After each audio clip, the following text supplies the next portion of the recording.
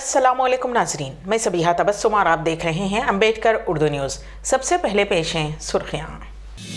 Chief minister के चंद्रशेखर राव की आज दावत इफ्तार, कांग्रेस की जानिब से बायकॉट की appeal. Telangana state consumer forum का सनसनीखेज फैसला, फ्लैट हवाले न करने वाले बिल्डर को 18 माह जेल की सजा।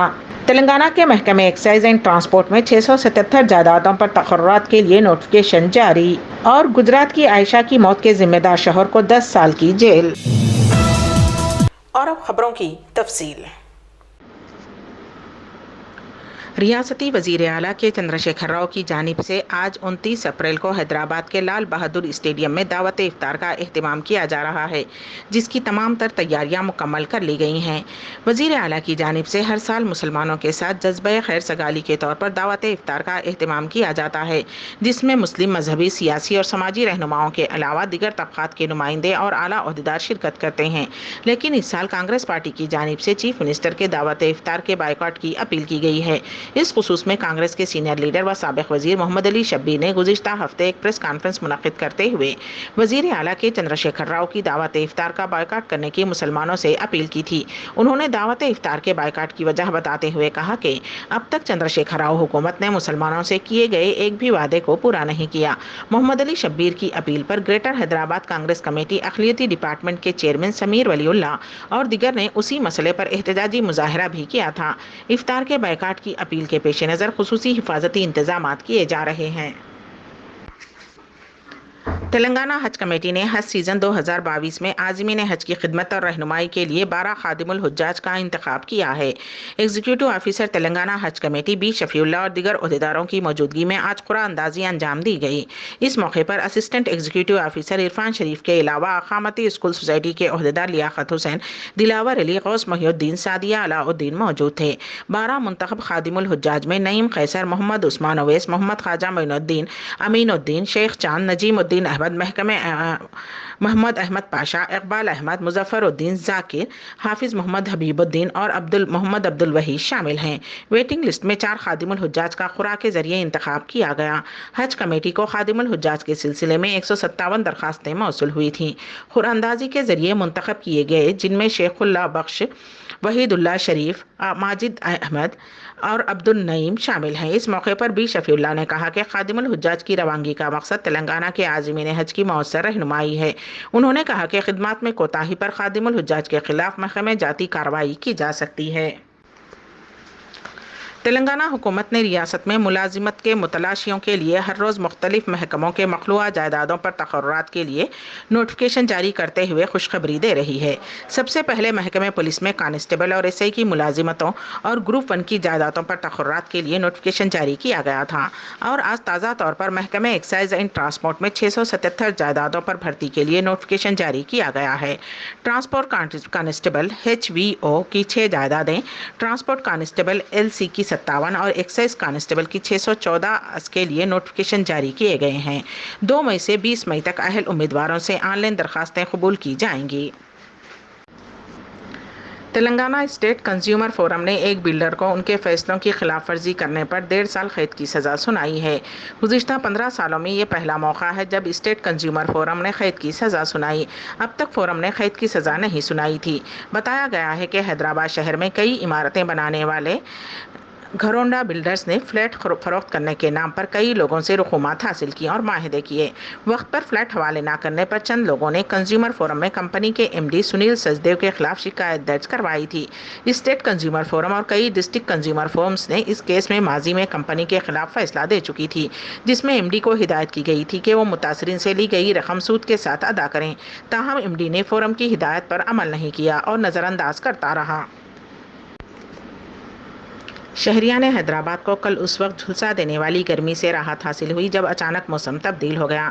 तफसीलात के मुताबिक गुज़िश्ता चंद दिनों से शहर में आज़म तरीन दर्ज हरारत 40 डिग्री सेल्सियस के करीब दर्ज हो रहा था। शदीद गर्मी, धूप और लू की वजह से लोग काफ़ी परेशान थे।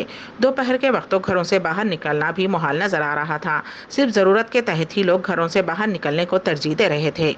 दोपहर तक शदीद धूप थी, उसके बाद अचानक मौसम तब्दील हो गया। आसमान पर बादल छा गए और दोपहर के बाद दोनों शहरों हैदराबाद और سکندرآباد کے علاوہ ریاست کے کئی مقامات میں تیز ہواؤں کے ساتھ بارش ہوئی، جس سے آم کی فصل کو نقصان پہنچا۔ جگتیال کے پرانے بس اسٹینڈ کے پاس درخت جڑ سے اکھڑ کر آٹو پر گر پڑا، تاہم حادثے کے وقت آٹو میں کوئی موجود نہیں تھا۔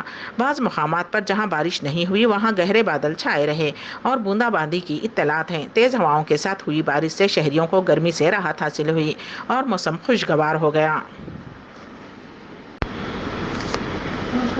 شدید گرمی اور کوئلے کی قلت کی وجہ سے ملک کی کئی ریاستوں میں بجلی کا بحران گہرا ہو گیا ہے۔ ریاستیں بجلی کی مانگ کو پورا کرنے کے لیے جدوجہد کر رہی ہیں۔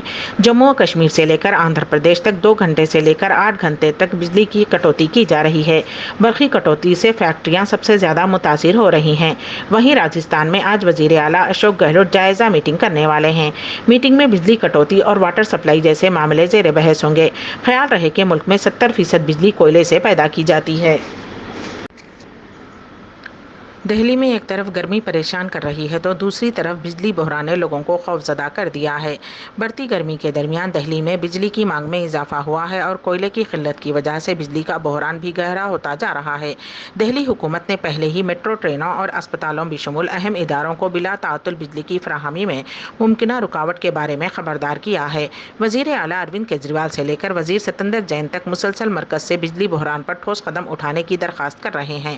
وزیر اعلیٰ اروند کیجریوال نے کہا ہے کہ اس مسئلے سے نمٹنے کے لیے فوری اور ٹھوس قدم اٹھانے کی ضرورت ہے۔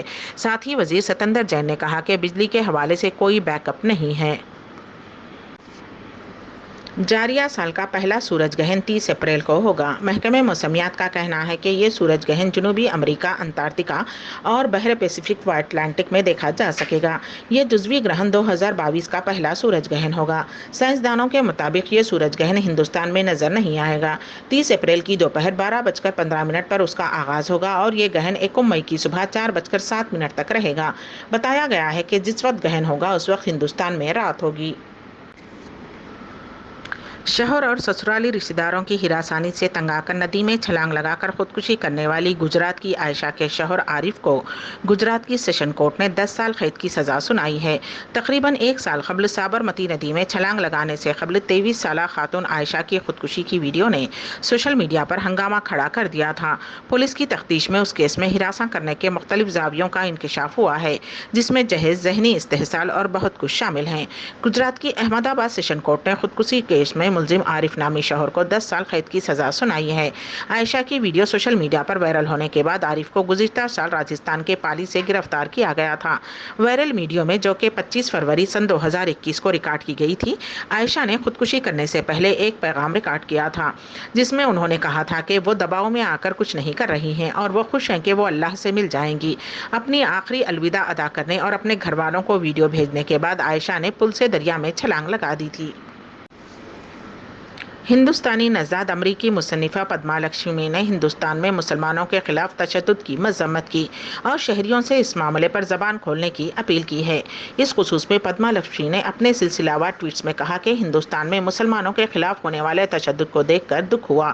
بڑے پیمانے پر مسلم مخالف بیان بازی خوف کا شکار ہوتے ہیں اور لوگوں کو زہر دیتی ہے۔ یہ پروپیگنڈا خطرناک اور مذموم ہے۔ ایک اور ٹویٹ میں پدما لکشمی نے ہندوستانی ہندوؤں سے کہا کہ وہ خوف و ہراس کا شکار نہ ہوں، کیونکہ ملک میں مذہب کو کوئی خطرہ نہیں ہے۔ انہوں نے لکھا کہ حقیقی روحانیت میں کسی بھی قسم کی نفرت کے بیج بونے کی کوئی گنجائش شامل نہیں ہے۔ تمام عقائد کے لوگوں کو اس قدیم وسیع سرزمین میں پرامن طریقے سے رہنے کے قابل ہونا چاہیے۔ انہوں نے کہا کہ ہندوستان میں سوشل میڈیا کو ایک کمیونٹی کو نشانہ بنانے کے لیے ہتھیار بنایا گیا ہے۔ جمعرات کے روز وسطی کیف میں روسی حملے اس وقت شروع ہوئے جب انتونیو گوٹریس دورہ کر رہے تھے، جس نے اقوام متحدہ کے سربراہ کو حیران کر دیا۔ اس دوران 10 زخمی ہوئے۔ اپریل کے وسط میں بعد دارالحکومت پر اس طرح کے پہلے راکٹ حملے میں یہ ہلاکتیں ہوئی ہیں۔ یوکرین کے دارالحکومت کو تقریباً GMT 1715 پر ایک زوردار دھماکے سے ہلا کر رکھ دیا گیا، جس سے ہنگامی گاڑیاں مرکز کے مغربی حصے میں رہائشی علاقے کی طرف گھس رہی تھیں، جس نے اقوام متحدہ کے سربراہ اور ان کی ٹیم کو ہلا کر رکھ دیا۔ ہنگامی خدمات کے ذرائع کا کہنا ہے کہ ایک حملے سے 25 منزلہ رہائشی بلاک کو نشانہ بنایا گیا۔ امبیڈکر اردو نیوز کے اختتام سے قبل دوبارہ سرخیوں پر ایک نظر۔ چیف منسٹر کے چندر شیکھر راؤ کی آج دعوت افطار، کانگریس کی جانب سے بائیکاٹ کی appeal. Telangana state consumer forum کا سنسنی خیز فیصلہ، فلیٹ حوالے نہ کرنے والے بلڈر کو 18 ماہ جیل کی سزا۔ تلنگانہ کے محکمہ ایکسائز اینڈ ٹرانسپورٹ میں 677 جائیدادوں پر تقررات کے لیے نوٹیفکیشن جاری، اور گجرات کی عائشہ کی موت کے ذمہ دار شوہر کو 10 سال کی جیل۔ اسی کے ساتھ ہی امبیڈکر اردو نیوز یہیں پر اختتام پذیر ہوتی ہیں، تو دیجیے گا سبیہ تبسم کو اجازت۔ اللہ حافظ۔